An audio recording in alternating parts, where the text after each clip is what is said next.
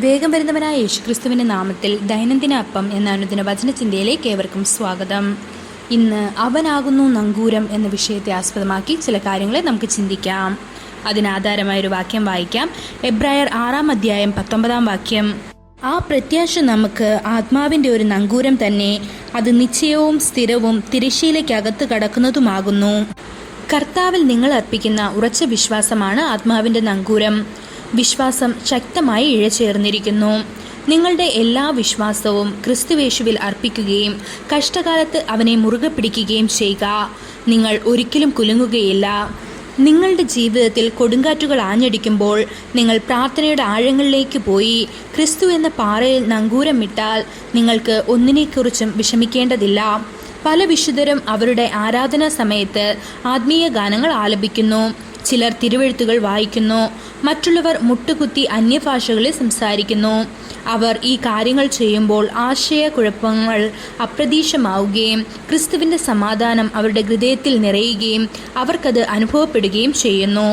ചിലർ കർത്താവിൻ്റെ നാമത്തിൽ വിശ്വസിക്കുന്നു എന്ന് വാഗൊണ്ട് മാത്രം പറയുന്നു. അതേസമയം അവർ ഉപദേശത്തിനായി ഭാഗ്യം പറയുന്നവരുടെ അടുത്തേക്കും പോകുന്നു. അവർ മന്ത്രവാദത്തിലും മന്ത്രവാദികളിലും വിശ്വസിക്കുന്നു.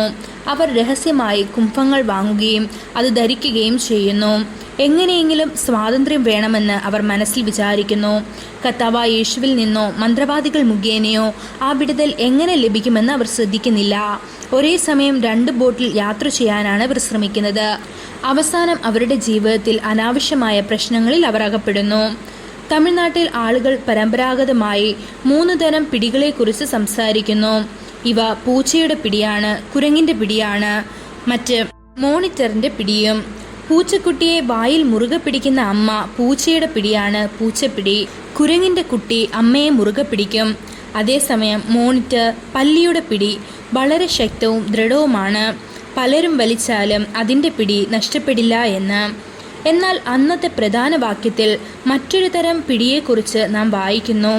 പാറയിൽ മുറുകെ പിടിക്കുന്ന നങ്കൂരത്തിൻ്റെ പിടി. പാറ ഒരിക്കലും ചലിക്കുന്നില്ല. അതിൽ നങ്കൂരം അടിക്കുമ്പോൾ കപ്പൽ ഒരു ദിശയിലേക്ക് നീങ്ങാതെ ഉറച്ചു നിൽക്കുന്നു. കഷ്ടകാലങ്ങളിൽ ദാവീദ് കർത്താവിൽ വിശ്വസിച്ചു. അവൻ പറഞ്ഞു, സങ്കീർത്തനം 39 അധ്യായം 7 വാക്യത്തിൽ, എന്നാൽ കർത്താവേ, ഞാൻ ഏതിനായി കാത്തിരിക്കുന്നു, എൻ്റെ പ്രത്യാശ നിങ്കൽ വച്ചിരിക്കുന്നു എന്ന്. ഹിസ്കിയ രാജ അസ്വസ്ഥനായ വാർത്ത അറിഞ്ഞപ്പോൾ അവൻ ദേവാലയത്തിൽ ചെന്ന് കർത്താവിൻ്റെ മുൻപാകെ കത്തുകൾ വിരിച്ചു. അവൻ കർത്താവിൻ്റെ മുൻപാകെ പിടിക്കുകയും വിജയം നേടുകയും ചെയ്തു. ദൈവമക്കളെ, യേശുവാണ് അടിസ്ഥാനം. യേശു ഉറച്ച നങ്കൂരമാണ്. യേശു പാറയുമാണ്. സംരക്ഷിക്കുന്ന കരുണയുള്ള ദൈവമാണ് യേശു. അവനെ മുറുകെ പിടിക്കുക. ഒരിക്കലും അവൻ്റെ പിടി നഷ്ടപ്പെടുത്തരുത്. ഈ വചനങ്ങളാൽ ദൈവം നമ്മെ ഓരോരുത്തരെയും അനുഗ്രഹിക്കുമാറാകട്ടെ. കൂടുതൽ ധ്യാനത്തിനുള്ള വാക്യം എബ്രായർ 7 അധ്യായം 19 വാക്യം. നീക്കവും ന്യായപ്രമാണത്താൽ ഒന്നും പൂർത്തി പ്രാപിച്ചിട്ടില്ലല്ലോ. നാം ദൈവത്തോടടുക്കുന്നതിനുള്ള ഏറെ നല്ല പ്രത്യാശയ്ക്ക് സ്ഥാപനവും വന്നിരിക്കുന്നു. ഇന്നത്തെ ബൈബിൾ വായന രാവിലെ നെഹമ്യാവ് 4, 5, 6 അധ്യായങ്ങൾ. വൈകുന്നേരം അപ്പോസ്തല പ്രവൃത്തികൾ 2 അധ്യായം 32 മുതൽ 47 വരെയുള്ള വാക്യങ്ങൾ. ആമേൻ.